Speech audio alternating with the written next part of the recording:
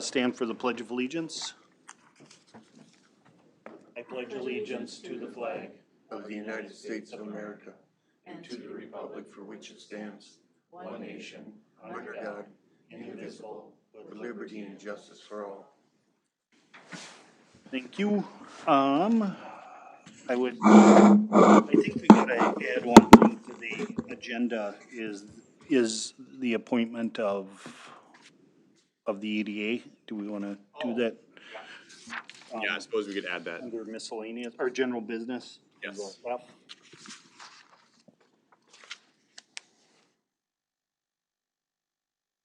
Okay, so with that, I would take approval of the regular agenda. So move. Is there a second? Second? And there's a second. Any other discussion? Hearing none, all in favor say aye. Aye. Opposed, motion carries. Consent agenda is the next item. There's no questions. I would take a motion to approve. I do have a question. Okay. Thank you. Chief Applant, can you tell me what the $97,000 is for North Central Business and Equipment? I just kind of, Was for 2 squad cars. 2 squad, okay, thank you, all righty.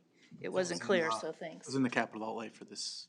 For the Yeah. purchase of those. Yeah, And you just happened to get two of them, or, I mean, Yep, find and them. actually we got 4, so we're very lucky. There was some additional funds there. So there's 1, and then the 2 invoices are coming additionally, so. great, thank you. I'm sorry, it just wasn't clear Yeah. as to the description. Okay, any other questions? I did have a question or a comment. There's a couple personnel issues that are being approved, and I don't have any issue with those at all, but I guess I would like to see that there's a clear approval process that Josh, that you're involved in, that either that you're actually approving them or something, because you don't actually vote on these. Correct, yeah, so I guess usually, I'm basically the one that approves the packet before it gets to you guys, before it even gets in the packet. People are usually, the process is memos come to me, we talk through them, I make a bunch of red lines, they change all the stuff, and then stuff makes the If packet. there's a way that you can document that, so we know that you're seeing that if you're not here someday. Yep, so actually, I believe if not the next meeting, the first meeting in July, we will be able to start rolling out the new system, and that keeps track of the whole approval process, so you'll be able to see the various steps that it went through. Okay, yeah, you're in charge of all the departments, so just so Yeah. there's notation that you've seen these and that you're, support them. Okay. I assume that you did. Yes, But, as a best practice, I think that we should be able to document Okay. that somehow that you're, so we can hold your feet to the fire in case something happens too. yep. Okay. All right, any other questions? Otherwise, I take a motion to approve the consent agenda. So moved? Maggie made the motion, seconded by Sean. Any other questions? Hearing none, all in favor say aye. Aye. Opposed, motion carries. All right, city engineer updates. I believe Chris is online for tonight. Well, he was there. I am here. Oh, there Hopefully you are. Okay, Hi, good evening, everybody. I do have 2 things for you. One is being the SDH project update, and I guess I can just ask if there are any questions on it. The maybe one I'm going to highlight right away is the 2022 street utility project. We do have a sanitary sewer repair. That's the Columbus Avenue project. And from last year, we do a sanitary sewer repair that's going to be needed, and they're looking to do that on Wednesday. So there actually will be a little bit of digging on Columbus Avenue. It's a warranty repair. It's an unfortunate circumstance, but after reviewing with Public Works and Matt, it seemed like the best solution is just to get it fixed, and hopefully it's a good pipe for the next 80 years. So if there are any questions on that, please let me know. Otherwise, I'm going to keep moving forward. nope, I just saw all the markings out there, so I was wondering what was going on. Yeah, we did send out newsletters to everybody on the project like we normally have, and I believe Matt and Public Works have actually contacted a lot of people that are on the street directly. Okay, So go ahead. I was just gonna tell you to keep going. keep moving. Okay, that's what I'm doing. I'm going to mention one new project on here, which is the 10th Avenue Northeast water main repairs. This is a project I'm working directly with the utility department, and it's for about 4 blocks of water main repair that's needed on 10th Avenue Northeast. And this is going to be a really quick turnaround. So we're already started advertising or sent it off to the paper today to start advertising on Thursday for a bid opening in time for the June 26th commission meeting. So moving really quick on that one, but that's a new one I just kind of want to mention to you. And as you may remember, And then I was going to say, as you may remember, I believe Bruce Reimers did talk to you all about what they found kind of over on 10th Avenue, and so I know they're trying to move quickly on that. Go ahead, Chris. Sure. The last item on here is on the Columbus Avenue turnback.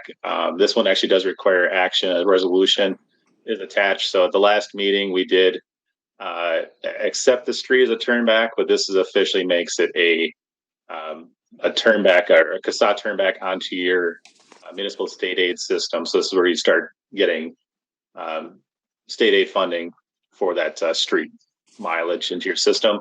And so you do have a resolution included in your packet for the addition of 1 mile of Columbus Avenue North between Main Street East and 12th Street Northeast. Okay. Do you have anything else, or do you want us? That's all I have. So it's just Okay. the whenever you take action on that resolution. Okay. So has everybody had a chance to glance at that resolution? I would take a motion for approval. Make a motion to approve resolution 23-06-05-01, establishment of state aid streets. Second. Okay, there's a motion by Bruce, seconded by Rick. Any other questions? Hearing none, all in favor say aye. Aye. Opposed, motion carries. All right. Are you done? I'm good. Thank you. Okay, Thank you. thank you. Thanks, everyone. Bye. Bye. All right, now at this time, the public is invited to be heard on matters not on the agenda. Does somebody want to speak to the council on anything that is not on the agenda? In here or online? You don't want to talk? I'm just here to be part of the community. Okay, good. So with that, nobody wants to speak, so we'll move on. The next item is to award some sale of general obligation bonds. Hi. Good evening, Mayor and councilors. I'm Steve Scharf. I work with Doug Green at Baker Tilly as your financial advisor. Okay. Today, I'm just going to go through the results of the sale today and give some of the highlights of everything that took place today. So on May 1st, council approved or authorized the sale of general obligation bonds in the amount of $3,710,000. These bonds were authorized for the financing of street and various utility improvements throughout the city. And they were scheduled to sell this morning. So we took bids at 11 a.m. this morning. We received 7 bids. That was as many as that were signed up. Very good result. And the lowest cost bidder was Robert W. Baird at 3.4614%. And I go out that far because it's worth highlighting. A couple things we look at for just gauging sort of level of competitiveness with the competitive sale process is we look at all the bids together. And I wanted to highlight 2 things. One being, you got 7 bids. Well, so I'm going to highlight 3. You got 7 bids. That's a really good number of bids. Anything over 3 is a really strong turnout. We look at the difference between the lowest cost, which we measure that on a rate called true interest cost. It's kind of like your APR. It's a financing rate. We measure that on the lowest true interest cost compared to the highest. We see that difference.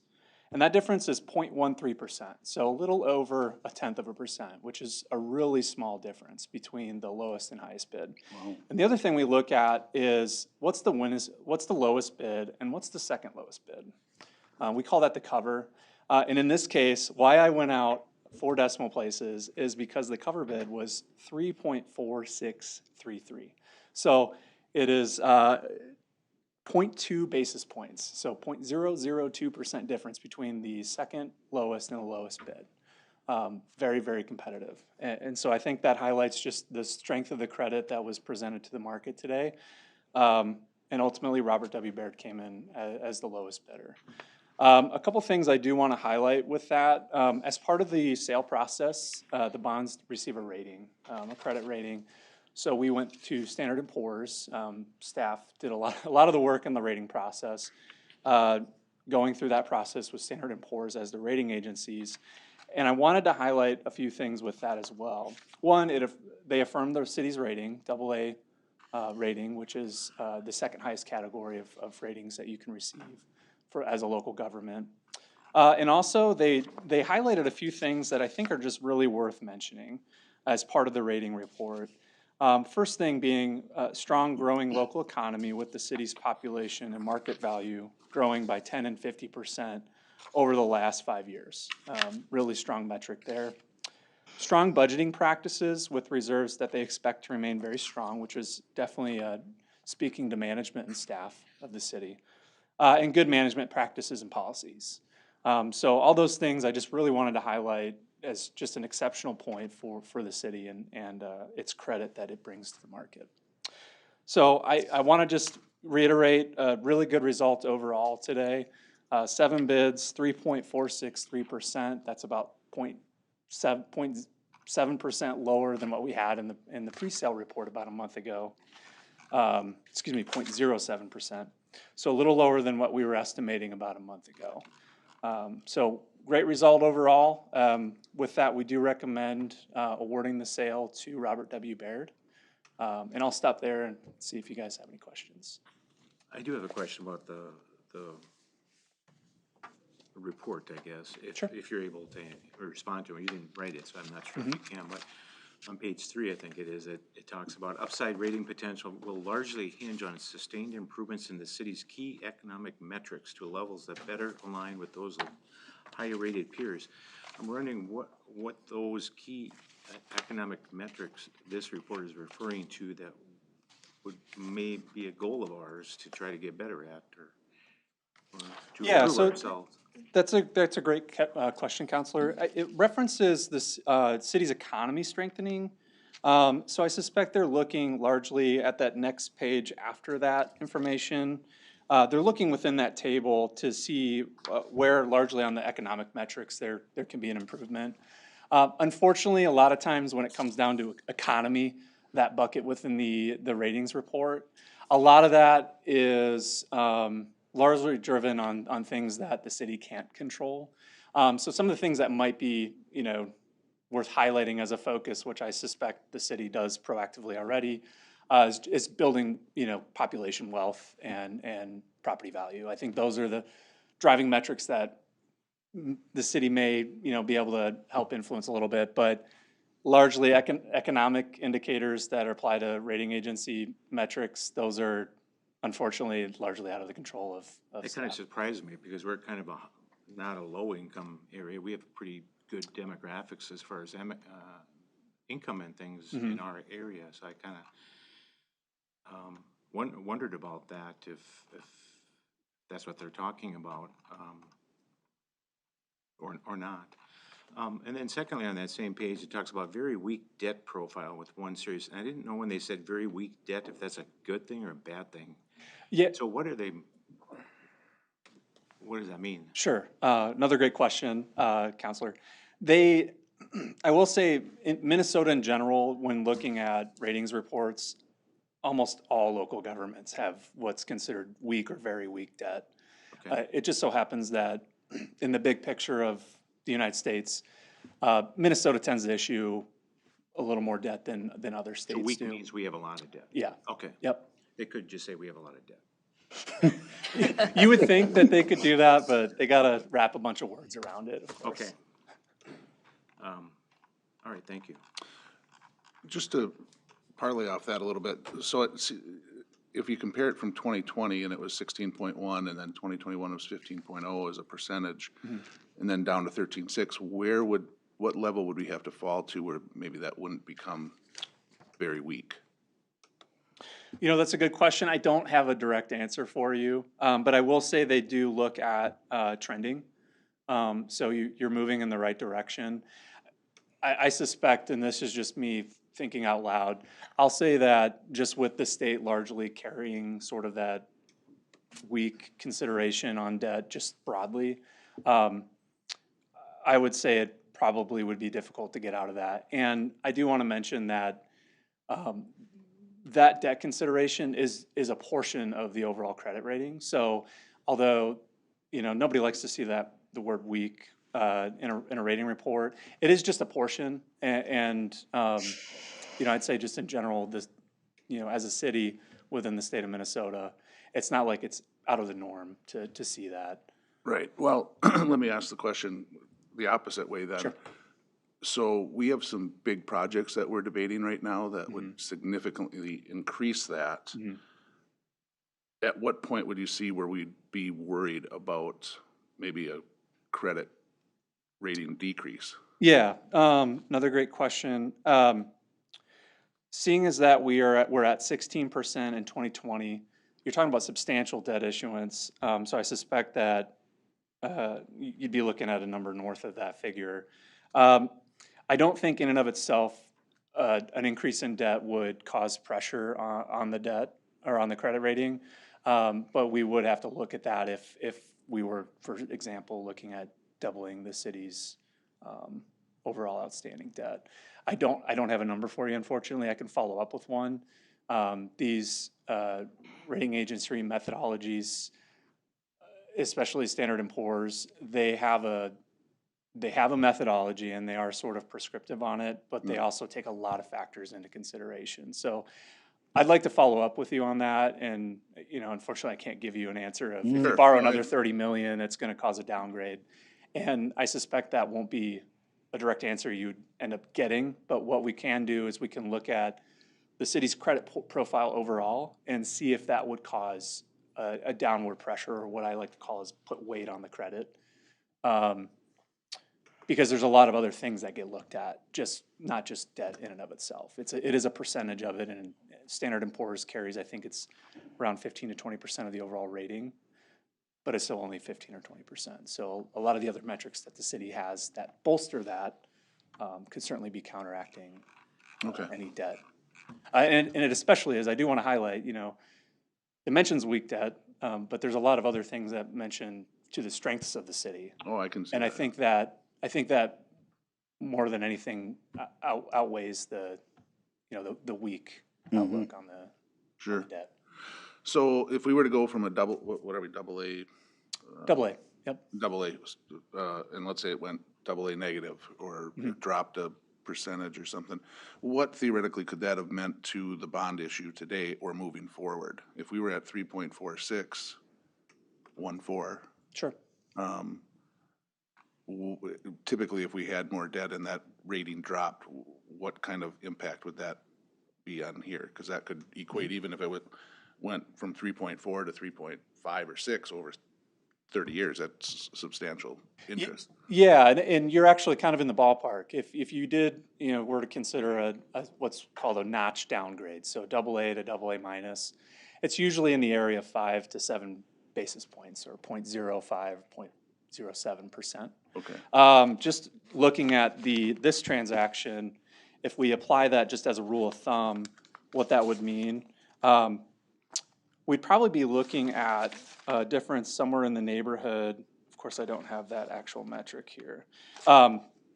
We'd be looking at a marginal difference in the debt. I think just anecdotally, there was about a 7 basis point difference between the pre-sale report and the end result.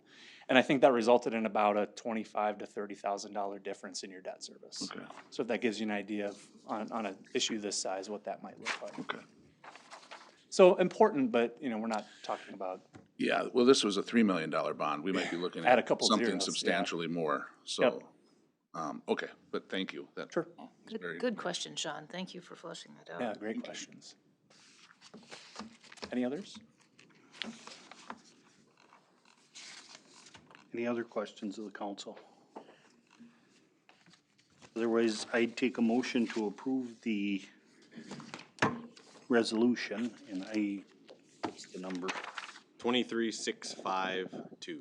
Okay. So moved. Is there a second? I'll second. There's a motion and a second.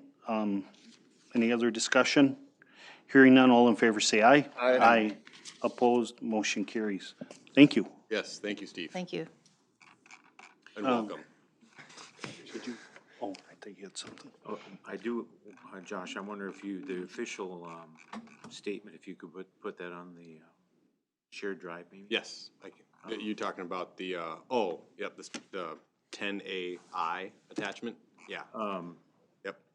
I can do I'm not that. sure what it's referred to, but the official statement, Yes, I will put that on the shared drive. I like looking at those. That's a very good summary of the city and all the stuff that's going on. Yep. So it's been updated, I'm sure, so it's current information. Okay. Next item up is a resolution for variance. All right, I'll take that. And Mitch, I do have a PowerPoint.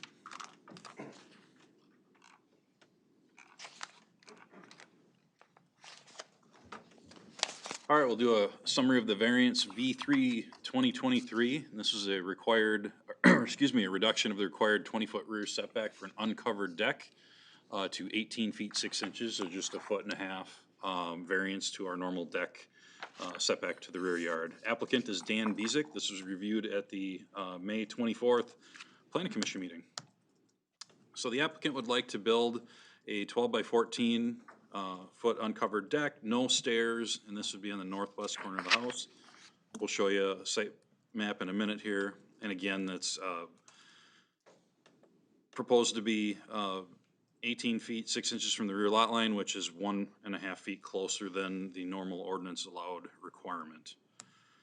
Property is located in a cul-de-sac. There's a really unique shape to the lot. It's kind of pie-shaped and then has actually a even different rear portion to the lot, which we'll see in a minute here, but just a unique lot. We knew when the house was built that it would be difficult to fit in a decently sized deck here, and Mr. Bezick has known that for quite some time and finally decided to make the application for the deck. And really he's just looking for a deck similar to what other people have in the neighborhood. One of the questions that came up at Planning Commission was why 12 by 14? Why not 10 by 14 or 10 by 12? And 12 by 14 is really more of that typical deck size that you see in the neighborhood. It's big enough to put a table and a grill, but not extravagant by any means. It just really is, you know, your prototypical standard deck to have minimal use out there. The Planning Commission ultimately did vote 5-0 to recommend approval to the City Council here tonight. With that, I just wanted to point out the shape of the lot there. You can see off the cul-de-sac of History Court. It's got that unusual point. I think the platting of the home, and one thing Mr. Bezick contemplated, and I don't know because this was platted before I ever worked for the city, but I think they tried to fit in probably one extra lot than they really should have, because it really narrowed up where you could place the home and how the driveways were situated there. So we were really left with the configuration that they had here and where that deck could go, which happened to be on that, we'll just say, northwest corner of the lot, and it just put it a little too close to that rear lot line. I should point out that all the neighbors were notified. We did not have any public input or any comments received from any other neighbor with concerns about the deck either. Here's kind of a better zoomed in area. It's a little bit hard to see, but the blue dashed line running kind of in this particular area is really the normal 20-foot rear setback, and you can see just a little corner at that 1.5 foot encroachment. It's only a very small portion of that deck. Just some other pictures here to get a little view from the cul-de-sac, and then another view from the rear. You can see the ledger board was already put on the deck or on the home from when the home was built. One of the reasons the applicant gave for that deck size is that happens to be the exact size of the patio underneath, and they're able to fit the deck and the footings around that without breaking up or you know, destroying part of their existing patio. So that was the other reason that the applicant gave for this setback variance. But you can kind of see the fence along the property line here, and it just gets ever closer to that portion of the deck as you get closer to the north.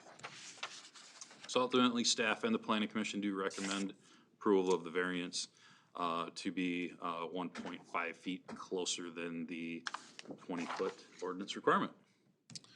And Ken, if I remember from the planning commission, the neighbor behind him was notified, right? The neighbor behind was notified, and I think it was noted that there had been a sale within that, but we address everything to current owner or the name on the address. So regardless, whoever lives We there, didn't hear any negative. we did not hear any negative feedback. It looks like all the neighbors' decks or their footings for the deck are just like that one. It's just beyond the landscaping. Yeah, and this, like I said, it's just the unique shape of the lot that really led this one to be in that's this weird. situation.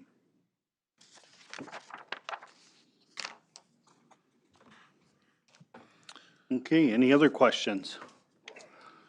I'll make a motion that we approve, resolution 23060503, variance V3-2023. Okay, is there a second? I'll second. Go ahead, Bruce. Well, Oh, Maggie. Maggie? Maggie made the second. Any other discussion? Hearing none, all in favor say aye. Aye. Aye. Opposed, motion carries. Thank you. Now we're on to general business, demolition of city rental house. Yeah, so I reached out to two local contractors to give me proposals on demolition of the rental house at 208 Central Avenue North. Those were Deutsch Construction and K.A. Witt Construction. Those two are the ones that also bid on the pool and on the armory years ago. In the past, I did reach out to three contractors outside of the city, and their proposals were double, but are two local contractors. So I felt very comfortable with these two contractors. Deutsch's proposal was $32,500, and K-Witt Construction's proposal was $20,750. As I noted, there are very different proposals on how they would remove the house. Deutsch Construction would treat the house as all asbestos, and they remove it as line dumpsters, again, treating it as asbestos, and then they take it to the appropriate dump site where K-Witt would demolish the house, but I would have to have all the asbestos removed from the property first. So when we did the armory, there was asbestos in just the floor tile, and that was almost $20,000 just to remove just the floor tile at the armory, where I feel pretty comfortable. Where this house, I know the siding has asbestos, flooring. This house is 1901 is what the records show. So the plaster on the walls, all the insulation, I feel very confident that that's all asbestos. So it'd be my recommendation to take the proposal from Deutsch Construction for $32,500, and this would be coming out of the rental fund account. What's that account at now? Robin? 60. Oh, it is, okay. Josh, you know exactly, it's 62,000? 60 something. Oh, yeah, okay. I'm just kind of, with all the neighbors around there, the particulate that's gonna come off when Marv takes that big claw and starts smashing that house to. Yeah, so when you treat it as asbestos, you cannot let the asbestos go up in the air, so they would have to hook onto one of the hydrants and water it down while they're removing that. And that's Okay. all part of, what's it called, the demo permit, Ken? So they're all aware of that. Okay, And that contains the entire friable. It contains it on site, yes. They've done one in town that the mayor knows. That's kind of how they did that one. Yep, oh, okay, yep. Yep. They treated it the same way and it's quick and easy and gone. okay. And then we don't have to worry about the asbestos and any water runoff into the sewers or Nope. streets or, oh, okay. Okay, Any other questions? Otherwise, I'll make a motion to award Deutsch Construction the contract for tearing down the rental house at 208 Central Avenue North in New Prague. Second. This motion is seconded by Rick. Any other discussion? Just a quick question. After they're done taking it down, will they put gravel or what would it look when it's done? Yeah, we're just gonna haul in black dirt and seed it for now. Is that part of the bid or are we paying for that? They are, no, they are putting the dirt and, it would be $1,500 more to seed it. We're just gonna do that ourselves. Okay, thank you. Okay. Any other questions? Hearing none, all in favor say aye. Aye. Opposed, motion carries. Okay, the next item is Juneteenth update. Yes, as I mentioned in the memo, originally the state was planning on starting Juneteenth as an official holiday next year. But in the final week of legislative hearings this year, they decided to start it this year. And so because of that, offices of the city cannot conduct any business on June 19th. That happens to be a Monday with a city council meeting on it. And so we do need to move that city council meeting in order to be compliant with state statute. And so I guess I would recommend just moving it to the next day, June 20th, but that would be up to the council. Is there a certain time frame that you have to notify a change in meeting dates? I have no idea. State statute, basically, all cities were notified here about a week ago. I think we were sitting in a staff meeting when it came down. But you mean But locally? our, Locally for us? yeah. 3 days. And so we have Oh, we to, have yeah, plenty of we time. have to advertise a meeting 3 days out. And so, we would just normally advertise this on the Friday before, and we'll still just advertise the Friday before, just as, in this, if it would, we'd go to June 20th as June 20th instead of June 19th. Okay, yeah, that's what I thought. I thought it might be 2 weeks or something. No. Okay, well, there's not much we can do, I guess. So, You have to, Will we have a quorum that day, though? yeah, I think, will everybody kind I of be can here? make it. Yeah. Okay. All right, Probably just a motion, I would just make a motion to make it formal for Patrick so he can write that we're all compliant. I'll make a motion that we change the city council meeting from Monday, June 19th to Tuesday, June 20th at 6 o'clock. Second. there's a motion by Sean, seconded by Rick. Any other discussion?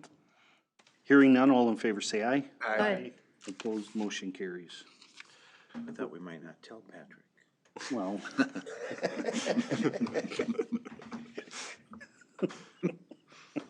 I think he heard us. Can't tell he's It was got his head Bruce, down not on me. July 3rd meeting proposal. Yes, in the spirit of potentially moving meetings, looking forward, July 3rd is on a Monday, the day before July 4th. Looking forward, we as staff do not see any items that are required action on that day. And in fact, even looked at bills and we wouldn't be hitting any bill deadlines. So because of its proximity to the July 4th, I guess I would propose that we cancel the July 3rd meeting. The reason we didn't talk about this earlier in the year is I wanted to leave it open just in case we had something that was more pressing that we needed issue for, but since we do not, I guess I would propose canceling the July 3rd city council meeting. And do you want that as an action or just an agreement? Because it is a regular meeting, we probably will need an action on that. So move. So, before a second is made, in the event that something should arise that we would need to meet, do we want to choose an alternate date? That's a good idea. You probably should, maybe the 5th. I just want to let everyone know that I'm on vacation that week, but, you know, if we have a quorum, that's great, but I just want a contingency just in case. That's fine. You wouldn't come back on the 5th? You want to amend your, I guess that's Yep, the answer. I'll accept it as a friendly amendment. Okay. So he said yes, that he would, Is the 5th then the proposed date if we need to come back? if we need to come back. Okay. Yep, And we'll get at least 3 people here that night? yep. yes. Okay. So I'll second. Maggie's on the fence, I think, but. Okay, there's a motion and a second on that. Any other discussion? Hearing none, all in favor say aye. Aye. Opposed, motion carries. All right, school resource officer agreement. Yes, the next item is school resource officer. Looking back in the past, we provided a school resource officer for quite a while. Tim and I, going through our records and speaking with the school district, we were never really able to find a formal agreement for that relationship. It's always kind of been we provide an officer, they pay us. So kind of even before they started talking about it budgetarily over at the school district, we had started talking internally about getting this agreement put in place. And the draft agreement in your packet is kind of what resulted from that. Kind of a few changes that from how we've normally been operating. This agreement would be for 5 years. And as I explained in the packet, this is really due to helping find stability with the position, so that way we're not talking about this every single year of trying to figure out if someone's trying to save, either entity is trying to save money, that this could be on the chopping block. The financial terms of the agreement are a little bit different. Historically, year to year, the district is paid either 100% or 75% of the position. Because when the city uses the SRO during the summer, it is my opinion the city should be paying for 25% since they're filling 25% of our schedule. And so this would really memorialize that, except for early on, in recognition that they are going through budgetary challenges. In year one, the city would pick up 65%. In year two, the city would pick up 45%. And then in year three, we'd be back on the normal schedule of 25% a year. And then the other big change is kind of how SROs are selected. While previously the city would select it and just send the SRO over, this agreement would allow for the district to have a voice at the table during the selection of that new SRO. It does not give them ultimate power to select who it is, but does allow their opinion to be heard at the table. So the district reviewed this back in May, and they had a few requests. Their first request was to change from a 5-year automatic renewal. So this agreement, as is written, would basically have an automatic renewal of 5 years if neither party requests termination at least a year in advance. And the district wants to see that be an annual automatic renewal so we can possibly negotiate another agreement. Their second request would be for a cap on increases of salary and benefits. As I said, right now, it is just written that they pay 75% with the exception of those first 2 years. And then they are wondering if the city is willing to discuss a shorter agreement. So in response to those, I guess my thoughts are I would be hesitant on an agreement of anything less than 5 years, including the automatic renewal. The whole reason why we put the longer one in there is to create predictability both for both entities when it comes in terms of budgeting, and then as a continuity of presence and stability for students. Something shorter may allow either the city or the district to possibly remove the SRO or stop funding their portion, and then want to jump in and out, and it could create quite a bit of instability for either of us, quite frankly. If we want to potentially talk a shorter renewal, I guess I would recommend nothing less than 18 months so that each entity would have a full budget cycle to find a way to adapt for themselves. Their second point about the cap, I guess I would push back on a cap quite a bit. If for some reason, whether it is state mandated or union mandated, that we suddenly have to pay, we'll say 20% more, if they've got a 10% cap, suddenly their portion of the salary and benefits is less than 75%. So the cap, I guess, to me, wouldn't really work. And then I guess along their third one about wondering if we can make it shorter than 5 years, I guess I go back to the stability. And like I said, I would recommend nothing shorter than 18 months. I do know that Chief Applin, or Tim, as we refer to him sometimes, did a little bit of research. I believe he said Savage has a 5-year agreement that they use. Shakopee is finalizing a 3-year agreement. So asking for 5 years is not it's not like we're asking for something nobody else does. I would ask for the 5. I mean, why change it? Did all this go through Zach too? Does he know what's going on with it? And did he have any objections? No, we did talk with Zach about this, and he was part of this process, and no, he didn't have any. And the school doesn't have a problem with anything that Zach's doing? No. And there's no state mandate at this time, but we're thinking there may be one sooner or later. Is that there's a cop in the school? I have a hard time believing that there's not a state mandate that says that there's gotta be a cop in the school.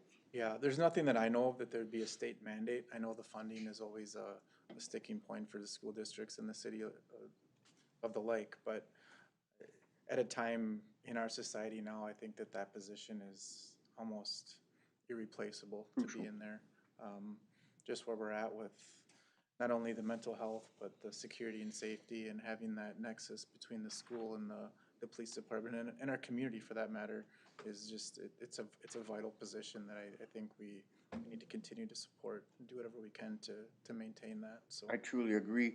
And they do realize that we are giving them a deal. I mean, it's like, you know, we're offering to give them a deal and they're offering to give us, they want a little more of a deal? Is that what you're saying, or? I guess I can't speak to their intentions, but I know that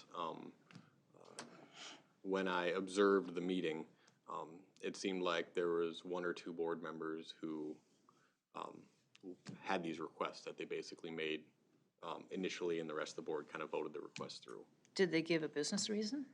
They didn't like an agreement that was, that had an automatic renewal of 5 years, just in case they missed the deadline, they'd be stuck for another 5 years.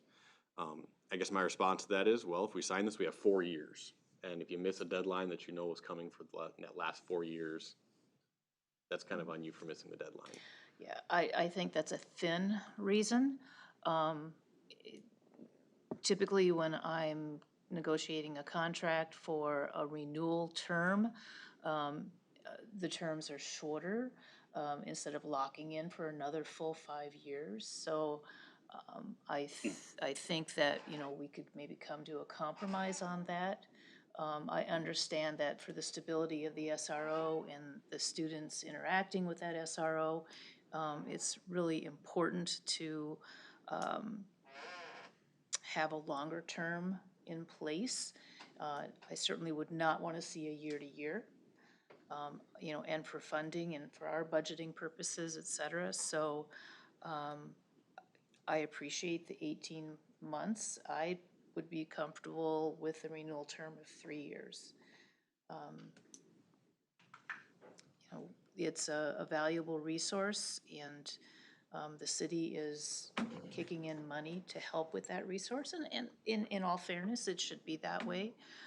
But it is a very good service to the school, and I think it's important that we have that in for that longer period of time to keep that continuity going with that individual and the service that we're providing. So 3 years renewal or? A 3-year renewal term. Renewal, So the initial oh, term is 5. 5, And then okay. a 3-year renewal. Okay. And you're saying that normally that's what happens is around 3 years? Because if you're recommending 5 and you're recommending 5, I don't want to go against your recommendations on this. But you're saying that in other schools it goes for 3, is that? I don't know what other schools, it's just in my, this is what I do for a living, is I negotiate contracts, contract law. I'm not And so doubting your intelligence. it's always more advantageous to have a little longer renewal term, again, so that we can count on the budgeting of that resource. We can count on the continuity of the service that's being provided. I appreciate the 18 months because of the full budget cycle, but I still think that's a short period of time in the event that SRO is pulled. Yep, And then what? yeah, and I guess for me, the 18 months was an absolute bottom. Yeah. Because if you did just 1 year, well, we were on 2 different budget cycles. Correct. Yes, Possible, And that that's- we've only got 6 months left. Yeah. So, yeah. I'm a little, not sure the context of how to look at this, because it seems like what I interpreted the school board to say that they wanted to discuss their concerns with us to making what's written here as requests for changes. So, and it's probably part of the dynamics of how that board looked at it, and where it's kind of muddied up a little bit, but just for clarification's sake, the agreement that you provided us, it talked about including COLA increases, but did I misunderstand that, or should it read that it includes all personnel costs, including any salary adjustment? So I guess when I say any sort of COLA increases, that would basically, it encompasses all salary benefits and any increases that may result from those year to year. And so if health insurance goes up, the COLA is worked in because it's possible that Just the way that our budgeting works, the salary structure could be set January 1, and then in March, that officer might see a cost of living adjustment. And so if that happens, the increase changes mid-year, if that makes sense. Right, I guess I'm a little confused. To me, it should read that all personnel costs, and COLA kind of limits it if we're just talking about COLA, because we do a salary ladder thing that might go up, so whatever the increase a particular officer assigned is enjoying should be the cost, not just the COLA increase, So all compensation. all compensation. I agree. Great, and I can change the wording. That was fully the intent, and I Okay. know speaking with the school district, they understood that. And, but Okay. I can certainly And I think change the verbiage maybe should be the looked verbiage at. in there. It should be as simple as just the city isn't gonna pay anything more than 25%. I mean, that's clear cut. I mean, that's, Yeah. Well, and going into the base payment, I think the language got put in there, because they were looking for basically example numbers of what that would be estimated at. And so I was writing in that these estimates could very well change with cost of living or health benefits or that sort of thing, so. they deal with that every teacher contract that comes up, and Yeah, I don't know. Compensations, we're knocking it down to 3, but go ahead, Bruce, sorry. Well, I don't know if there's a difference in kind of the way we look at it, because the way we look at budgets might be different, and that might be part of the thing that's going on here is they certainly have the historical way of operating their business by not renewing a contract, so it's more normal for them to operate that way. But we at the city don't look every year and say, oh, you're not gonna come back next year. That's not how we run our staff. So they may look at it differently when they're doing the annual budgets, but for us, I totally agree that we want continuity and consistency in the program and the individuals, and we don't want employees to feel like they have to worry about whether they have a job next year. So that's, I guess, the way we want to communicate back to them, in my opinion, to say that. And to me, I would be comfortable with 3 years and 3-year renewals or something like that. But something, to me, the important part is if for some reason, I think what they did this time around, I don't think it was appropriate for them just to say, we're not gonna do it.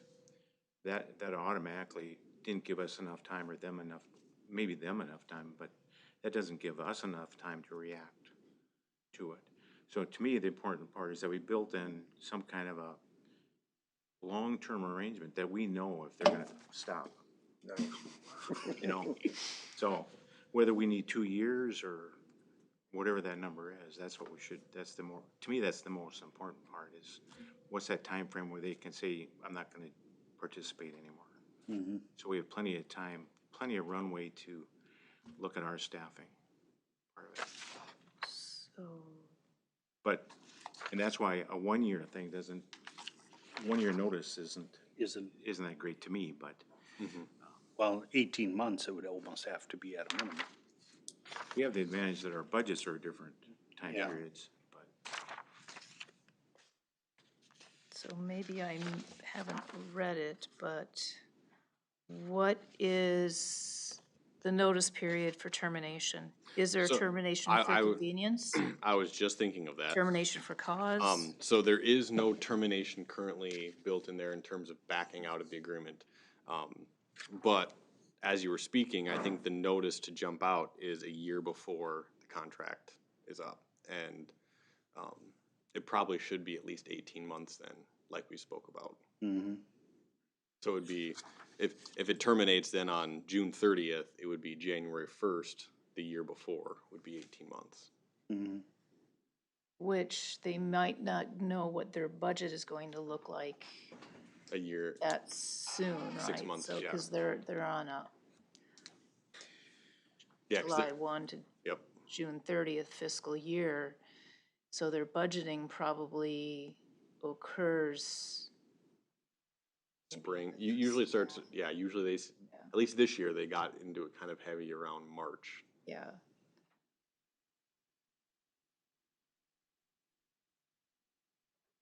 So, yeah, I think we need to work in some termination language and notice periods, termination for convenience and termination for cause. generally termination for convenience is that either party can back out without any cause, right? Which has its pluses and minuses. So it may be something to discuss with our attorney, what would be the best. I guess thinking about that, would we be better off than shortening the whole length of the agreement from, say, 5 to 3 years instead of working in some sort of termination for convenience? Because that would still give basically notice. Yeah, it would give an out to either party, without cause. Well, I get, but by shortening it, then you don't necessarily have to worry about that so much. No, because you you've got the still, but renewal you still coming do. I mean, because they're still working on their budgeting process, so this year might be good, and maybe next year something goes south, a referendum doesn't go through, and now they don't have the funding at all. So I think we do need to lock them in for a period of time, but maybe just build in some termination for cause as opposed to termination for convenience. Let's just start there. So if either party's in breach of contract, that we have an opportunity to terminate, but then there is a notice period for that termination so that it gives us time to react, it gives the school time to react. So whatever that period may be.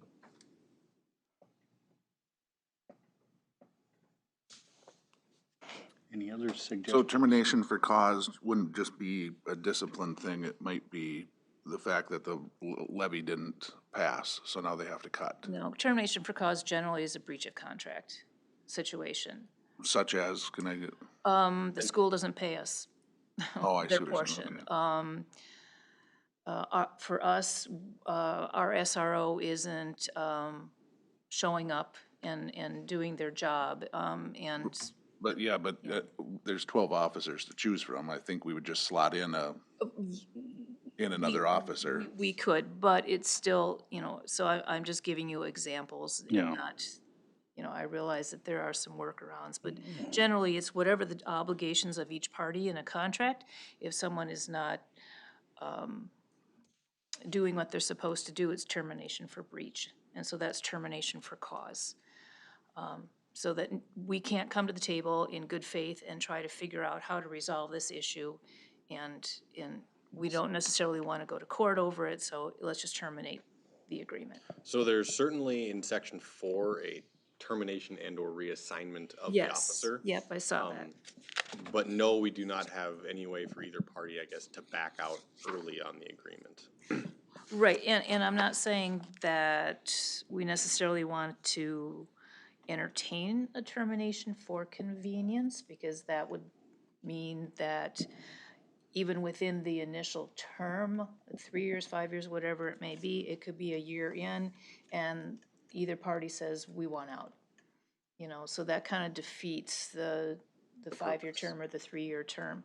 But I think we should have termination for cause in the event that something is just not going well, we, in good faith, can't come to resolution, and we know that either party then wants to back out of the contract for good reason, I can't foresee that happening. I think it's a very low-risk item, but I still think it's an It important. would protect us Yes, it's important. or them. So I guess thinking then along those lines,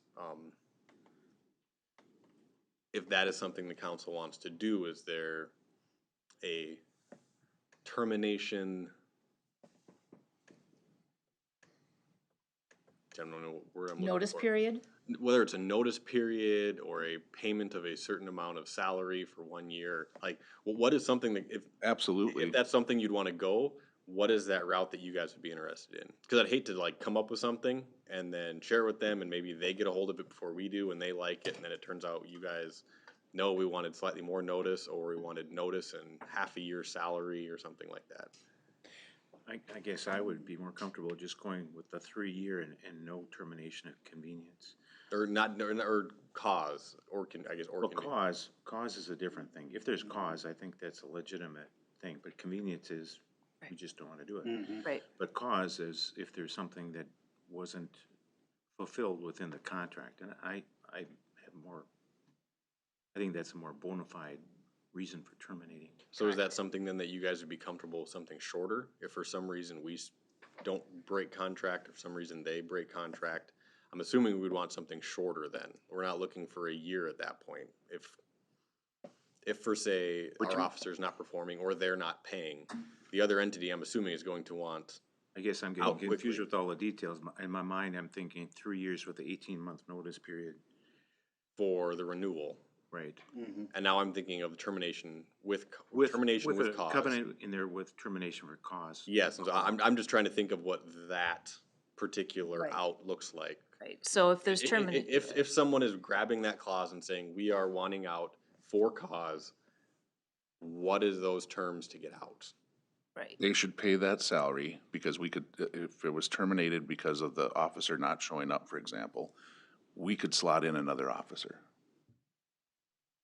and fulfill the contract. Right, but And if they're not gonna pay us, that would be in breach of the contract. But And I then mean, we could sue them for that but I mean, is that salary. well, we're out of the contract in 90 days? We are. that's what I would look at. Yeah, And that's what I was, yeah, like, what does that time period look like that then we are? If we're not fulfilling our responsibilities, where we assign no officer there that didn't show up for 3 weeks or 2 weeks or a week, whatever, that's their reason they can terminate Yes. in 90 days, Or- because we didn't fulfill our part. Okay, so, Right. And- is 90 days something we'd be comfortable with that, or are we looking for immediately? 60 or, And I guess that was my question, what is that time frame that we're looking at? Well, with if it- termination for cause? termination for cause, so if the school is not fulfilling their obligation, let's just say they're not paying for the SRO, we terminate, with a 90-day notice. We can give them a certain period of time to cure the problem, right? To pay us and get back in good standing so that we don't terminate the contract. I mean, really, neither party wants to really terminate a contract and course. start from square one.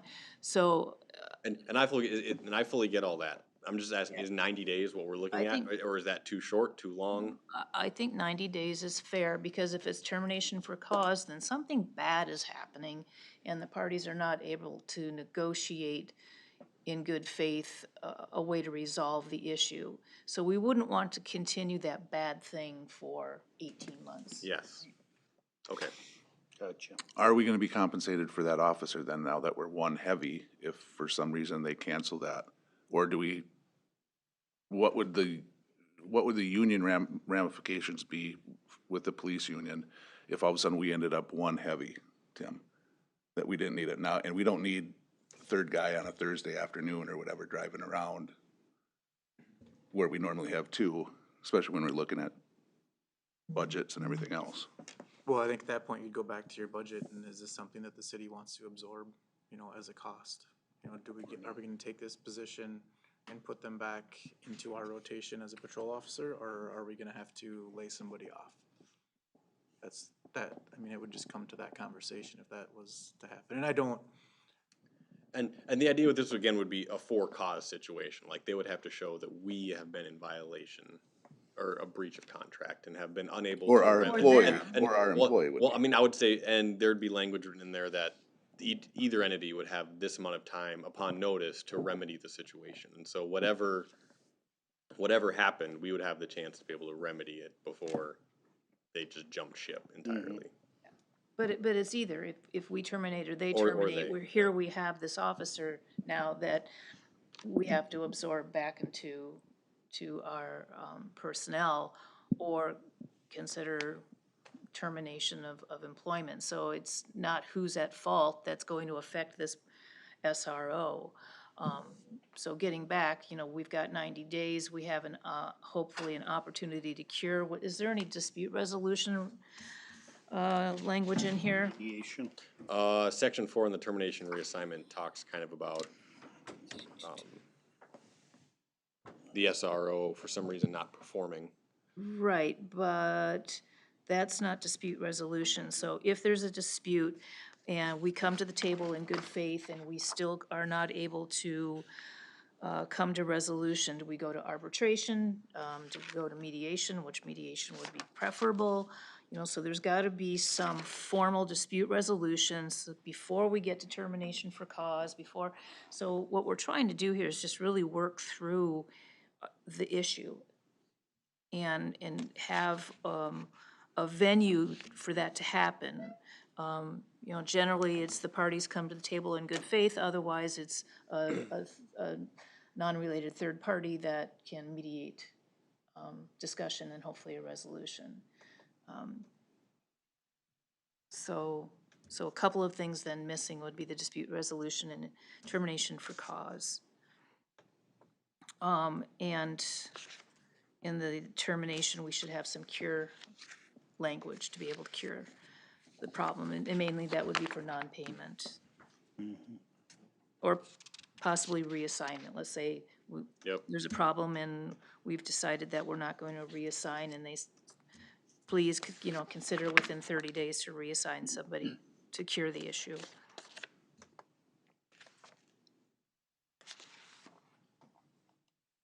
Is there anything else? I hope not. Man, jeez, we got into the weeds, we made that thing really difficult. No, I just Isn't would- this fun stuff? Yeah, I can't believe you do that every day for your job. I do. I guess I would fully support and reiterate your comments regarding the salary benefit thing. It's not a practical thing for them to limit that, in my mind. And certainly, the spirit of how we working on the fitness center and the disappointment that we've had with that over the last so many years, that we've put in over $1 million that we didn't anticipate to do. And we don't ask that we restructure salaries every year to reduce it. They're in control of that, I understand. My understanding is, and we just approve their action. So, so them to turn the scales on us about them being involved and how much our police officer would get paid does not make sense to me. But No, it's maddening, actually. so, and that's why I kind of go back to where we started. Is this just a discuss of concerns, or are these really requests that the whole school board is asking for? Because my understanding is they tabled it, they didn't pass a resolution asking for certain requests. Correct, and so this is basically one or two school board members making these requests, and then I was sent the requests the Right. next day. Yeah, so I guess, in my mind, we're responding to concerns, not. Which school board members, or do I have to watch the meeting? I'll let you watch the meeting so you can, I mean, there was certainly discussion between a couple school board members, Okay. but I'll say if you watch the meeting. I'm just curious, okay. But I fully want us to have a good, solid relationship that really supports what we're all trying to achieve, a safe community. I thought we And that's just how we did by want it. taking 25% of the salary they used to pay 100% of, so. And I hope that we're saying, we offered this lower thing for the next 2 years as a accommodation to them. I mean, we felt we were trying to help them. So, I'm not sure if that's been said. It doesn't seem like it's coming out that way. I do know that during those discussions, Superintendent Dittburner did speak up and speak to the fact that the city liked a longer agreement for stability and that they were pitching in money. Like, he did mention that if you watch back on the meeting.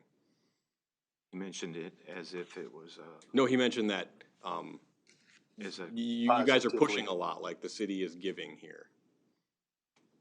In a positive way. Yes, I see, In a good, positive way, good. yeah. I guess one last thing too is to ensure that our city attorney takes a peek at this. Yes, he actually reviewed all of this before it went to the school district as well. Thank you, that was He's what been I through was this. gonna add. Yeah, he's been through this. I'm kind of curious, Tim, since you were kind of comparing Savage and Prior Lake, what percentage, or Shakopee, what percentage of the salary do they pay, the city pay their SRO? I don't know that. I didn't ask their numbers. I know they have, they both have multiple officers, so I think Shakopee has 3, And I think it's more than that. There's maybe 4 now. 4 or 5. And then Savage, Prior Lake are combined, so they have a bigger school district there too, so I think they have at least 3 as well. But, yeah, but there'd I still don't- be a percentage of the Yeah, and I don't know total that number. total salary. I don't know that number. And do they do that under contract? I mean, is that something that where like the deputies would jump in on this over there? You know, in Savage and Shakopee, since the schools. I think Shakopee, those school resource officers, Well, I mean, if there's an issue, everybody jumps in, but, I guess I don't know. Do the sheriff's department have any say into that, or No. they don't, in any other communities, do they have their deputies as the SRO? No.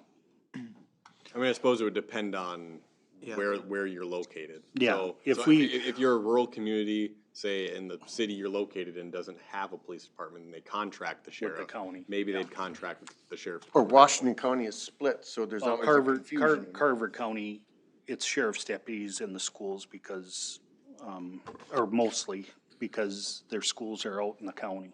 I'd be interested to know, do they pay the full amount for the sheriff's department?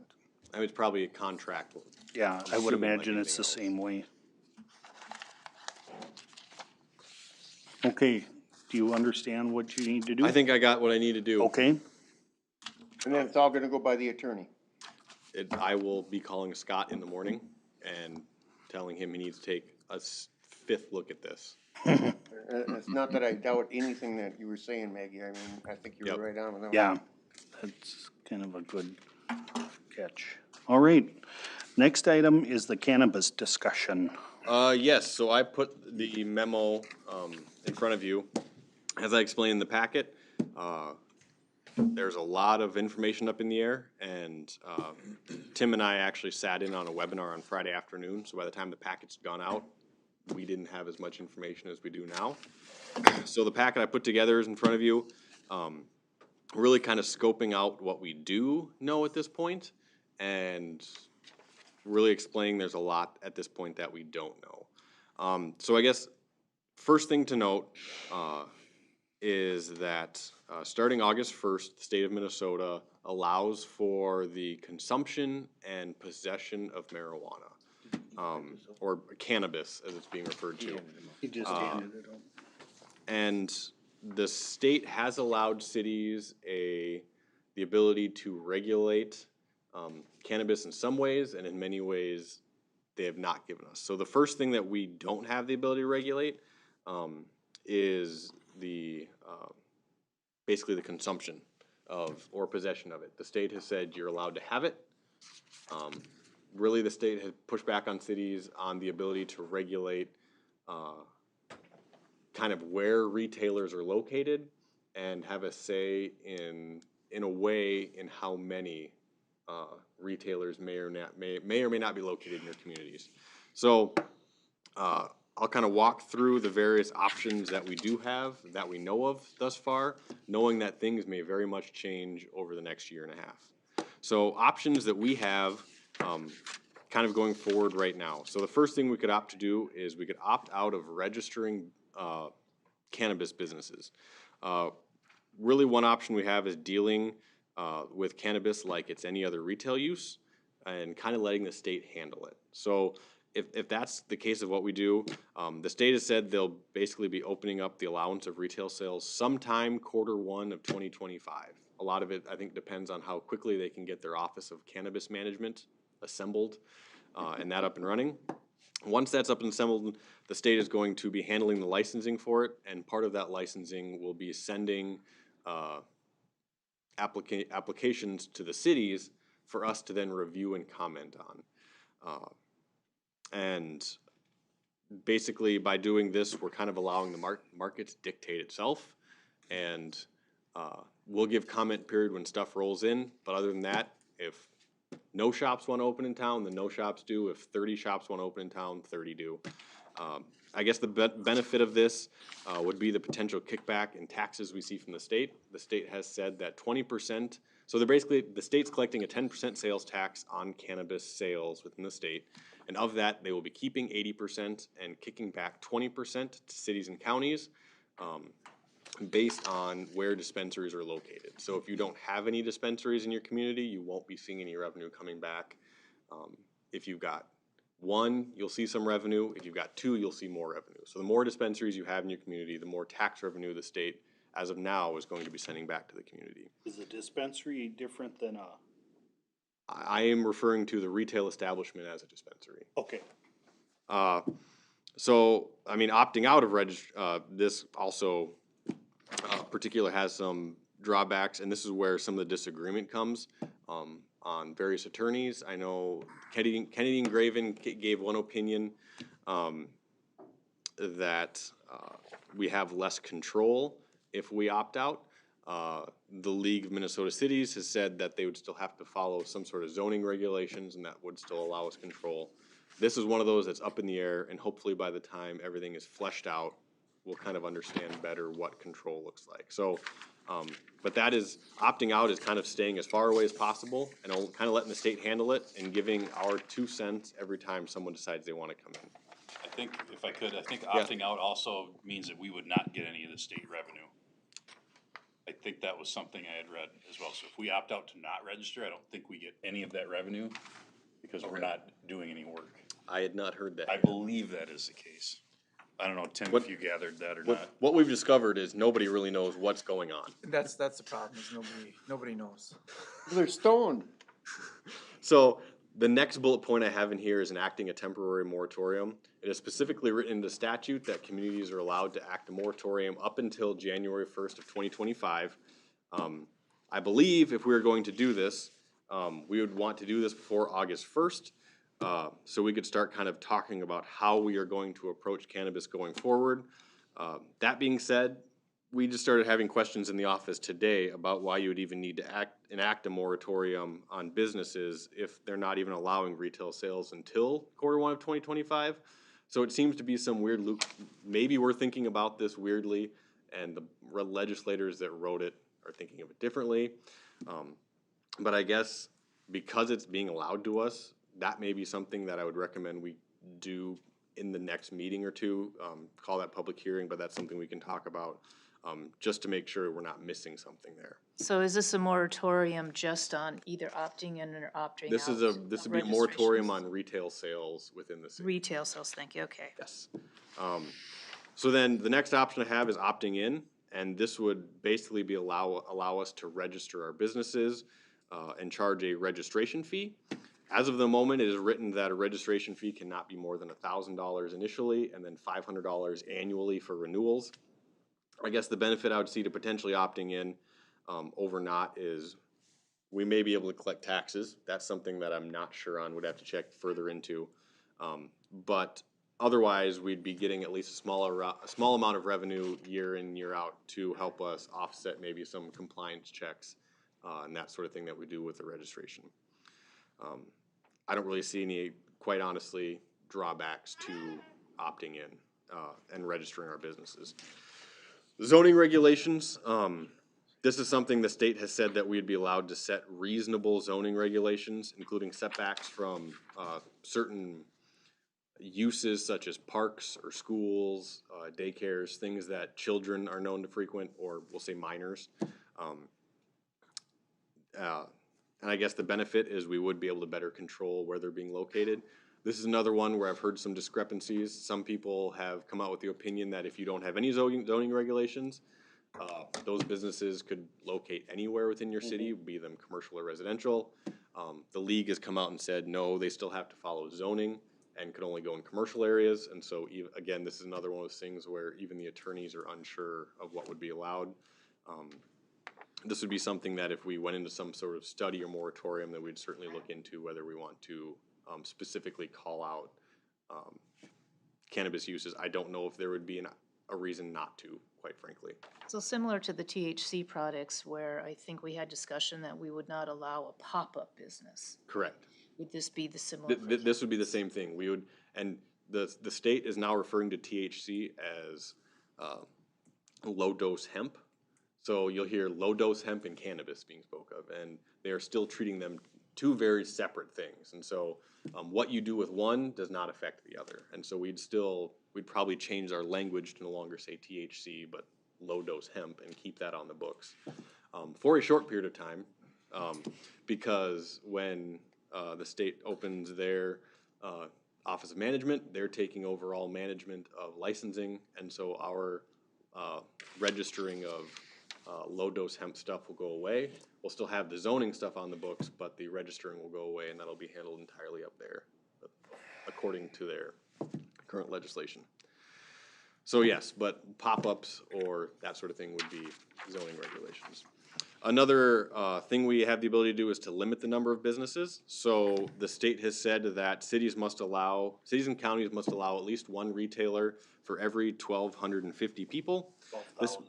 12,000, yes. So this means that we can allow as many as we'd like, but we have to allow at least one within city limits. But they've kind of done it on a couple levels. They've also expanded that to the county.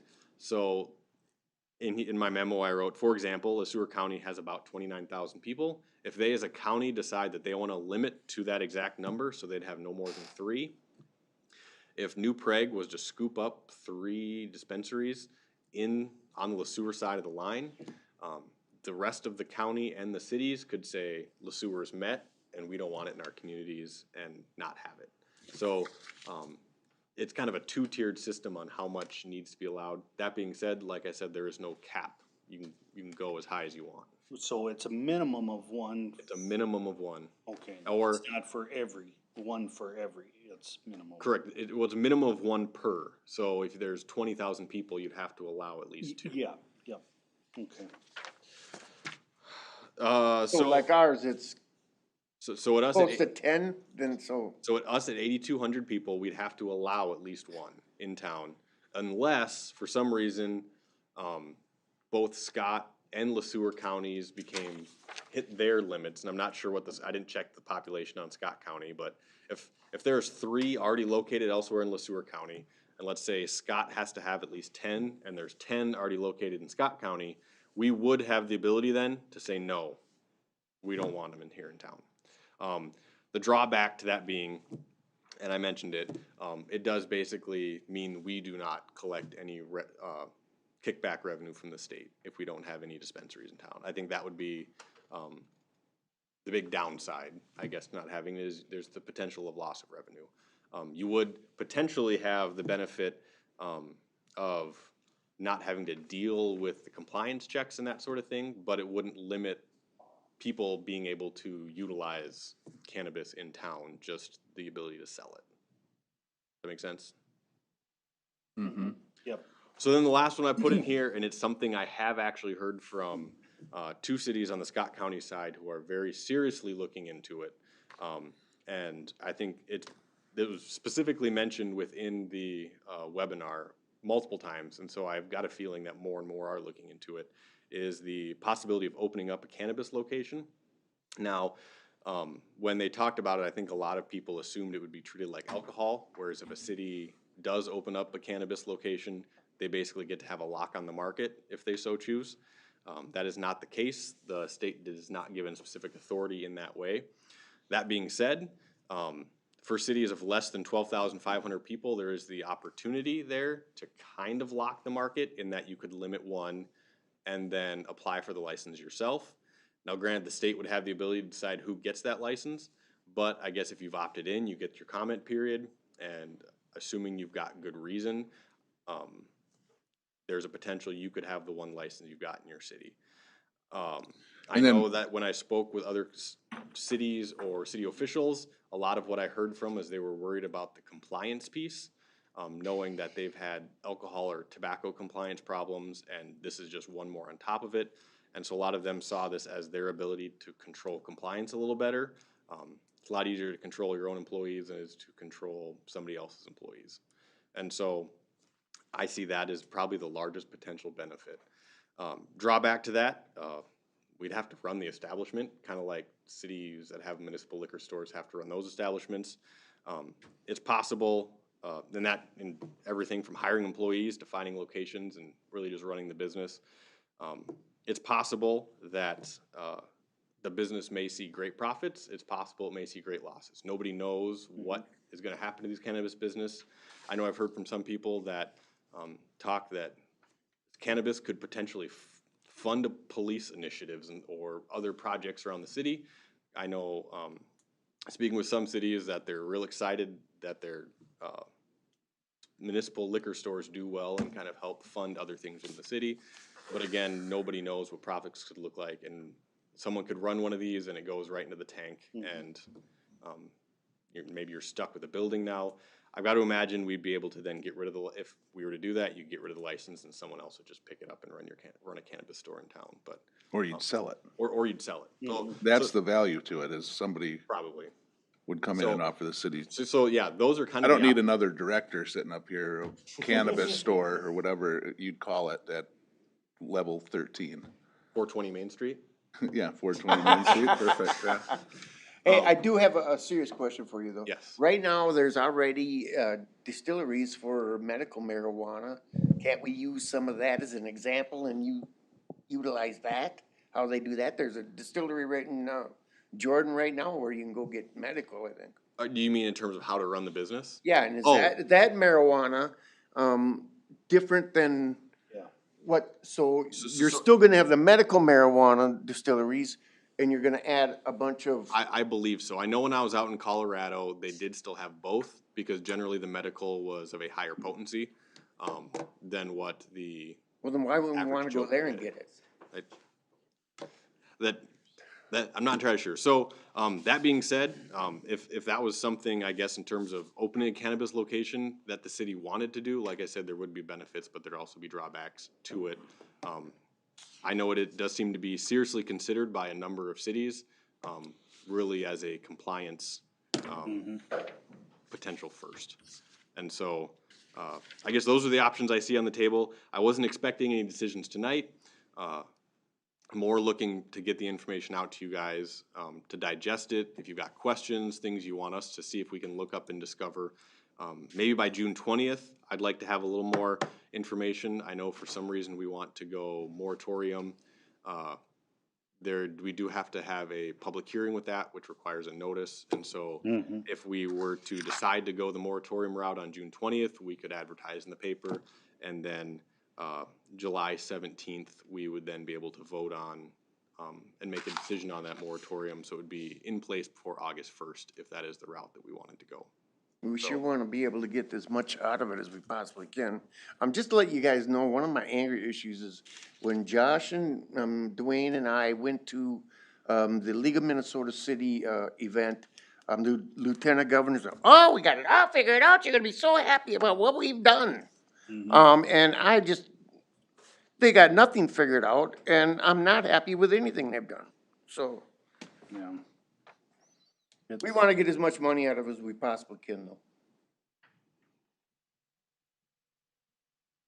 Well, and as with everything, they're anticipating retail sales will be allowed sometime Q1 2025, but that's probably a Yeah. moving target as well.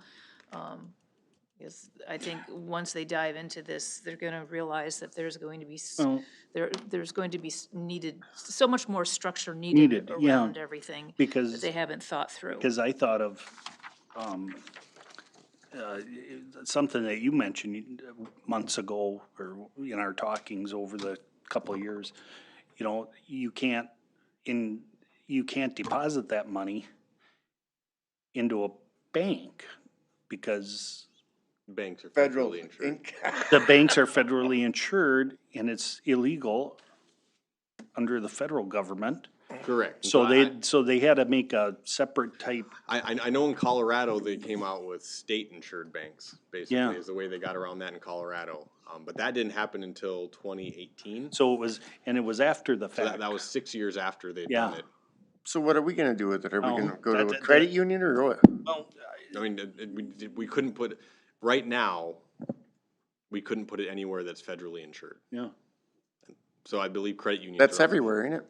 I don't think, are credit unions federally insured? They are. NDIC. Just get a big safe, and then when we do a Well, street project, we'll yeah. just pull out the cash. and hand it to Exactly. the Pull out a contractor. water one. Yeah, I was just gonna say, we'll have binders around it and, we'll have Tim carry it around.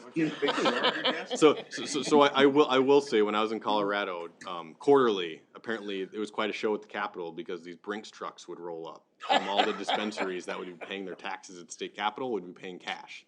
So these Brinks trucks would roll up with security guards, because they're carrying $2 million into the Capitol with cash to pay their taxes. And I don't think that was ever discussed in this, as they modeled it after Colorado, which, You wanna course hear not. the big, hear the big key, kick in $17 the billion keister? to spend. Federally, yeah, we would have to change all of our treaties and, so it'll never go federal. Because you literally have to go across the planet and change all the treaties and, agreements we have with all the other countries. So all this being said, is there anything that you guys as council members would like us to see and research, maybe to bring back for more information? If you don't have anything immediately off the top of your head, that's fine. Certainly shoot me an email, and we can certainly try to get that dug up. So, like, there's a lot that we don't know and that the attorneys disagree on, depending on who you talk to, but we would do our best to try to get something in place. And that's kind of why I think I definitely recommend at least getting the moratorium in place, so it would buy us more time to try to wrap our head around it. And I think that's exactly what we need, is a lot more time just to Yep. see where everything lands.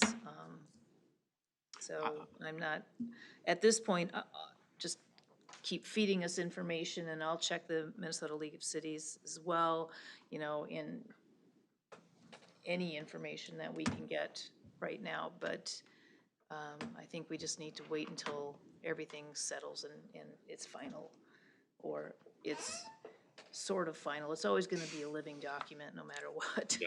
So, Well, if they would've had some consistency, if the state would've made more to it so there was a consistency across the state. Bruce? The topic that you brought up, I'd be interested in if you could follow up and find out what is the arrangement the state is providing for handling cash, because then there is a fraudulent laundering potential within the city to happen.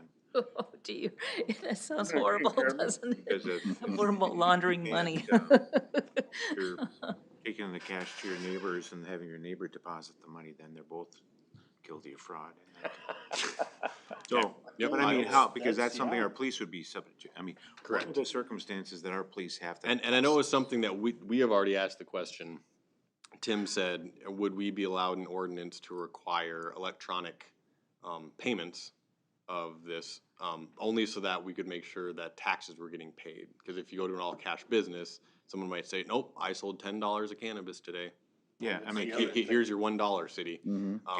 So, but I think they've already looked up and said, from what they can tell, there's no way that we could require electronic transactions. I don't even know, as I think about it now, if Visa or MasterCard allow for it to happen, because it's not a federal thing. Visa and MasterCard don't want to touch cannabis at this point. FDIC approved it too. Well, isn't it? that and all your card transactions, like a debit, that goes through a bank, so, you know, or it goes through the Federal Reserve, right? Yeah. So, So it'd all have to be a cash purchase, and then he's gotta take the money and guard it downstairs. Yeah, I mean, and again, I think that comes back to the compliance issue of making sure that people are actually reporting their sales correctly. I haven't done it, so, but in Colorado, is it all cash?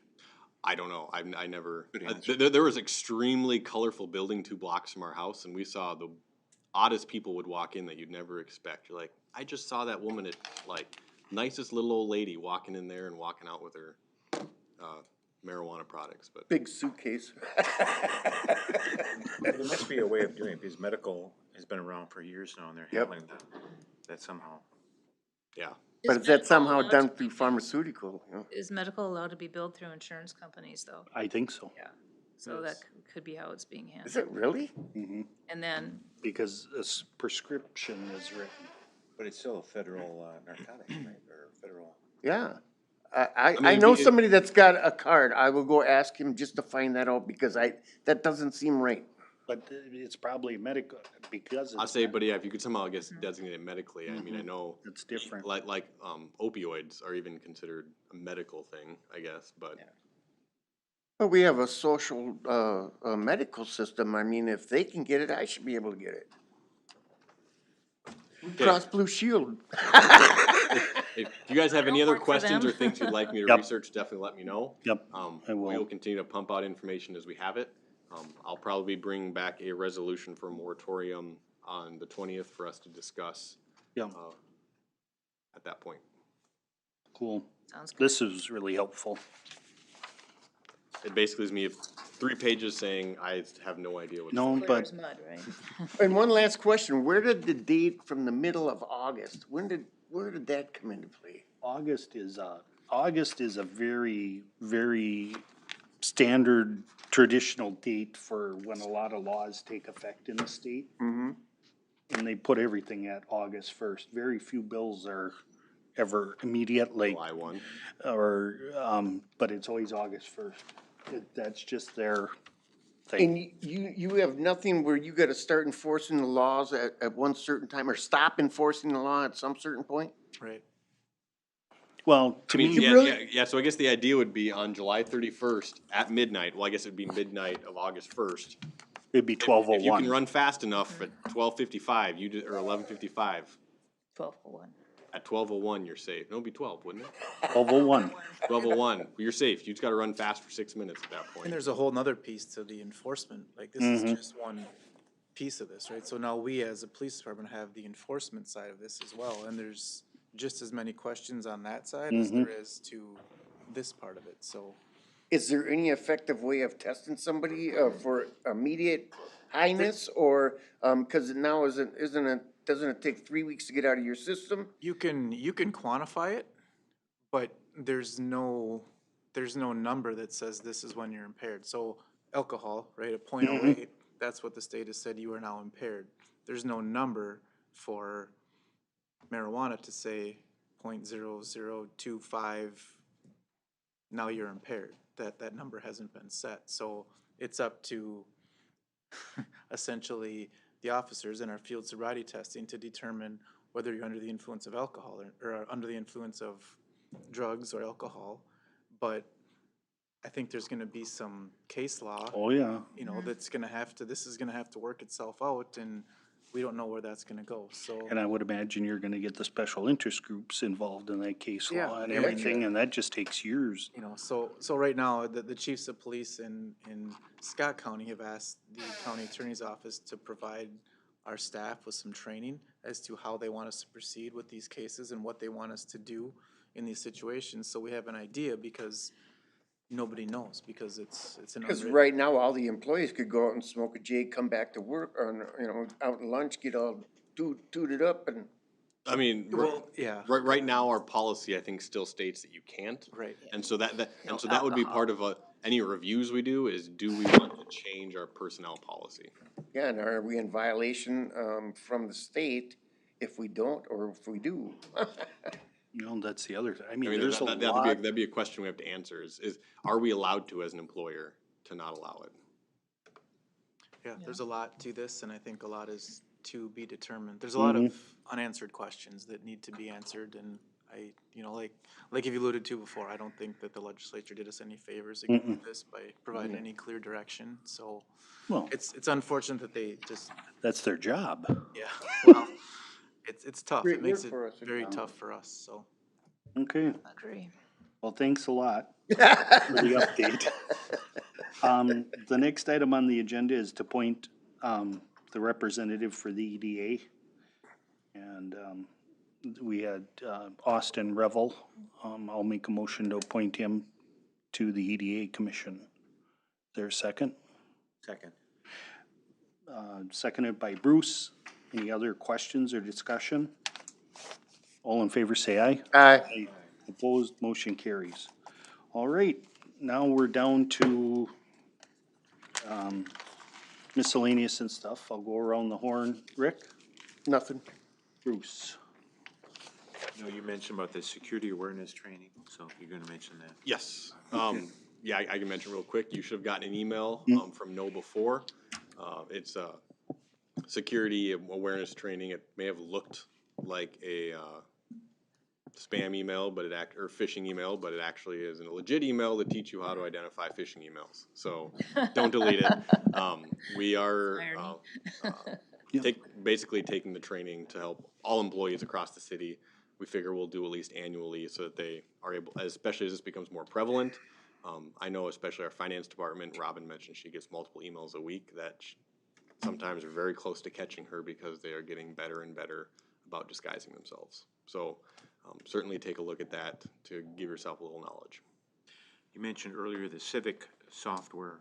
Is that what we had talked earlier, that's gonna be kinda done throughout the summer, and it's gonna be done already July first? No, that, I was referring to the paper, that's the paperless, so we have Civic Paperless and Civic meeting? Plus, two different companies, it's almost the same name. This Okay. would be the paperless packet stuff, that we, I believe it was back in February, started the process of.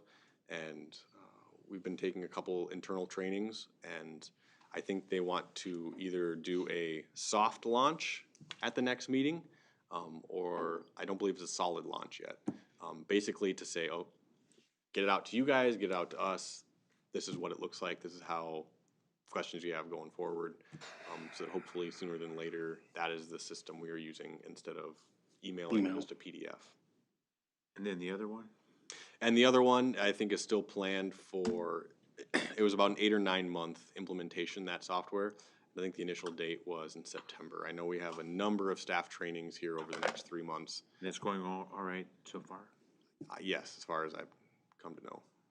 And then, to piggyback on that, there's a strategic plan, or whatever we call it. Comprehensive plan? Were we planning to review that quarterly with the board? Visioning document, so I've been providing an update into the share drive. I can certainly do a presentation here at council if you want me to go over something like that too. I was planning on, I've got notes in there, so if you were to log in now, you could see this is I the did see January that. update, February update, that sort of thing. Yeah, I did see that. I didn't know if we were gonna have a formal kind of quarterly look at it. I or if we're hadn't just planned gonna- on it, we certainly can. I know as budget talks here, we'll be looking to update it for next year, but. If we're not gonna do it that way, then I'll ask particular questions about it Okay. in this kind of format, but, so I just wanted an understanding, are we, I guess that's up to the council then, whether you guys want to do a quarterly update on the visioning document.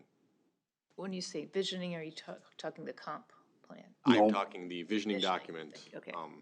That we set up, what, a couple of years ago or whatever. Just to see where we're all at and stuff, cross things off the list. I would think that we could slot that into one of our meetings. Okay, yeah, I mean, I can just do it at basically, we'll say the last meeting of the quarter.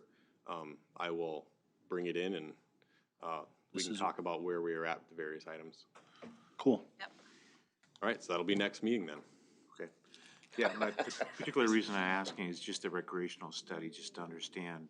Yep, so Did the, it fall apart, or do we just- recreational study, John McNamara will actually be here at the very next meeting, June 20th anyway, to talk about that particular one. As we've kind of reached the end, I'll say, of the facility study and in terms of the work they're doing to kind of put that particular study together, he will be here at the next meeting to discuss the rec study and kind of where that is at and talk to you guys more if you've got questions or want to see some guidance on that. Okay, thank you. You done? Yep. Okay. I have a couple questions. You know, we talk about debt and all this stuff. Do we, is it, and maybe I'm missing it, someplace, like when it falls off, or do we have a chart?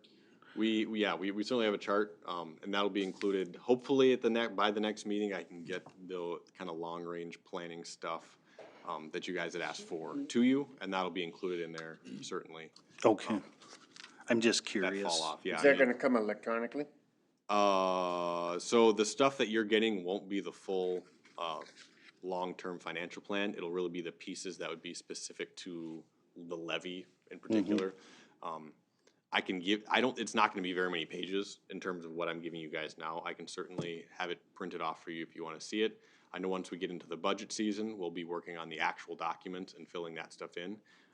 And that feels like something that certainly by the end of the year, to give you guys a paper copy of, so you've got similar to the budget or the visioning document. I would like that, yes. Okay. And then, I was driving around and maybe you guys have taken care of it, but the bar down that's not open is a sight for sore eyes with the weeds and the unlicensed cars. I was just gonna say, there's a smashed car. And it's then in the there's a road, smashed not car in sitting the- on the street, and I don't know if that's part of it, cause it's on the other side of the street, but I would assume it is. Yeah, and I assumed you On knew about the, it. on the, west side, West side by the railroad? by the railroad Yep, tracks. when you first come through on the bowling lanes alleyway there, Mm-hmm. by the time you get to the end of it, you're gonna see it. It's a smashed wreck. I mean, I really wanna, He needs to run it and see what the deal is. We've continually been watching vehicles over there for, Yeah. whether they're registered and who they're registered to, and It is just packed right now. It's There's like packed 7, and- 8 cars in there. it's just, I don't know if they're violating any other ordinances and stuff, but it's been a It's- month since we've been over there. We'll check it yeah, out. but it's ridiculous. I think they were on our weed list already, but I'll, Yeah, but, I mean, it's weed meeting, they got a car that they're taking apart underneath a Not cannabis. cannabis. Dwayne, when you're done, can I have a second again? So, that's all, go ahead. We had a bunch of residents complaining about dust and everything, and Matt said something. He actually came over and talked to the people that were complaining. And, the company's been right on it, and I just wanna say, good job, Matt. You're doing an excellent job on that. That company's doing a good job. But I really wanna compliment you on the work that you're doing at the aquatic center. There's a lot of stuff I don't look at there because I just don't have the patience for some of that. But you were right on with the numbers and everything, so I just wanna tell you, good job. thank you. Okay. Sean? Well, Rick took my thunder. I was gonna tell you the same thing, Matt. I don't believe that's the second shot. That's not true. You do a good job. But my question was our truck park over here, they have a for lease sign. What could they possibly lease other than, I thought that conditional use permit was specific to storage of, I don't need another truck Well- driving school in town. No, he's aware that they can only do it for storage, so I don't know if they're just advertising, looking for just a larger tenant rather than individual leases, but ultimately, he's got the property listed for sale and would look for a new owner, so Okay. that could include, But he couldn't lease it out for any other purpose. no, not other than for exterior storage Right, of the okay. That's what- specific items in the conditional use permit, no.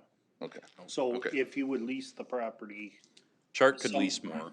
Chart could lease more, or somebody could somebody lease the property and say they'd wanna build a building there? That could happen, but we don't have utilities anywhere but the very north end of, the site, north of the creek. Yeah, okay. Is that That a would be truck an line, option. a trunk line, so it could be piped in? We only have sewer capacity or sewer and water right adjacent to 12th, which is on that north portion. We could get water and sewer to the portion north of Chart, but it would be, in my mind, cost prohibitive. But we could potentially extend utilities up that way, but I think it was in excess of 150,000 to do that when we had looked, 10 years ago. And it would be pretty difficult if they sold it, to somebody that wanted to subdivide, that'd be pretty hard. To put buildings, yeah, it would be difficult, It'd be expensive, expensive, yeah. Doable, but expensive. Yeah. And did he ever finish the screening part of that? The front screening is part? done except for the trees that are dead and dying. Okay. and So he's maybe they're aware just that- small and I didn't see them. But that included the front part along 12th Street? You got everything to the plan that was approved, completed, but no, there's probably 25% that have died. Yeah, Okay. they And took what it. is the timetable for those to be replaced? No direct timetable other than to be in compliance, they have to have them maintained, so And would that be required on the change that we want to put in the new ordinance that we discussed at the, yes, so they'd have to be bigger than they were yeah. initially? I mean, he'd Just have to follow back the, up what Sean is commenting on, I think we're looking at going to maybe 8 foot tall for planting height rather than 6, and then a certain diameter of deciduous trees for an additional bolstering of the, Is that for industrial uses? And do they have to be Industrial. alive? Well, yeah. yes, of course. and then I just had one other quick question. How, can I get a recap of the comp plan meeting? How was it attended and any comments that were made? There Because I was did not very make few of the. us. It's like 4 people. right? Yeah.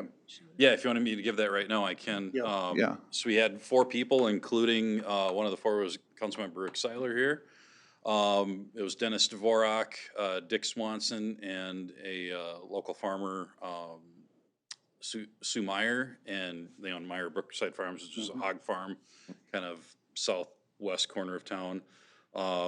No, I thought it was good discussion. It was worth the, little over an hour that we had for input. Obviously, 2 were residents, including you, Rick, and then the other 2 were not. But Dennis Dvorak had a historical kind of A lot of history coming out of Dennis. Yep, a lot of history just on, downtown and the importance of agriculture and that kind of feedback. And then I think the other major thing that got brought up was from Mr. Swanson. His background as an electrical engineer and had concerns about the city owning the electric utility and the proliferation of electric car charging. And if our infrastructure can handle it, will that fall to the ratepayers locally because we're not in Excel with endless resources as they might be seen to have. So that was a big part of the discussion. So no, I thought they were good points. There's, no agenda, I think, from anybody's standpoint on that, but just general take. And then there was discussion about the whole housing, if you or whether you're coming out of college and or want to age to the end of your life in town, how it is seemingly becoming difficult, particularly at 55 up, to find affordable options in town. And I could tell you that not only is them four, but other people have asked me, well, if their graduation rate, 400 people this year, how many people are they gonna have coming in? And does that mean there's gonna be a building open up sooner or later? So I had quite a bit of questions on that, and I kinda said, well, a lot of that has to do with the school board, and I don't deal with it, but They're looking at there's it. some good questions about that. Okay. Sean, anything? No, that's it. Thank you. Okay, Maggie. I just wanted to thank Chief Applin. I had a couple of people come up to me concerned about some music that was being played late at night from an establishment here in town. And it was well past 11 o'clock. And thanks to Chief Applin, I was able to get back to them to let them know that the zoning was such that they could actually play music until midnight, but that if these individuals felt that the noise was in excess, to please call the police so that they can be present while it's happening and make a determination if there's any next steps that need to be taken. So I, again, just wanted to say thank you for the quick reply. And you could literally hear the words way over here at Mill Pond. So I could sit in the parking lot and listen to the music. That's loud. Were they happy with that response? Or Yes, was they that realized, yeah. satisfactory? I can't say that they were happy, but they understand that there is structure in place. And the recourse is to, just please call when it's happening so that an officer can also witness what's taking place and make a determination. Yeah, perfect. Okay, Josh? Like I said, just make sure to, don't necessarily delete the no before training. It's not spam. It's Yes. not fine spam. Yep. So, What happens if we don't complete it when they told us to? Because I have a problem following directions. I know where you live, Rick, so. Is it mandatory? Huh? Is it mandatory? I will take a look. I feel like it both is and isn't. Like, we've been told it's mandatory, but I don't know what would happen if we don't do I it. think they will track if users on the system have not taken the training, they'll probably continue to remind you to. Well, is it a city mandate? CTS Yeah. doesn't control us. No, I think it's part of our policy. It's probably part of the policy that you approved. I will take a look. Thank you. I get this training twice a year at work, so Yeah. it's. I used to too, yeah. Nope, that's it, though. Okay, Ken? Real quickly, just wanted to comment on the citywide cleanup went quite well, back on May 20th. The one thing I did want to note, and if you had any input, I don't need any response right now, but we were down about half on the mattress recycling, for 2023 here. Talking to Certified Recycling, we believe that we maybe want to put that on hold for a year. Other things we can get, funding for through the Scott County grant would be carpet collection, carpet pad collection, and then couches and love seats, those kinds of things. So I don't know. Commercial carpet, so that, like, them dumpsters that are full over here from Ron? Residential. They want you to Residential. take that in there? Only residential. So if anybody has a thought on Carpet. those types of items, but those are specifically what the county allows you to use that money for. I don't know. I think we should take a break for a year on the It's mattresses. fine. Well, as a guy that was 10% of that, cause I got rid of 4 of them. No, I'm good now, so. Let's say you got your mattress cleaned out. I think we're good on the mattresses for a couple years, so maybe we'll try, I don't know, There was furniture. actually 2 in front of a house on Main Street. We're Yeah, aware of that. those are free to give away. They have their letter in Yeah, hand. they actually are. Is that 480 actual car vehicles? Yes. And how does that work? I mean, do we have a contractor that comes and picks them up? No, so no, this is, how many they estimate, Rob from Lakers with the Came through. clicker, estimating that are coming through the I'll, drop-off I'll, site. I'll say that they're counting the number of vehicles that visited the I site. thought they were cars. Oh, holy cats, We have where a did they tow come yard from? with them stacked up just east of town here.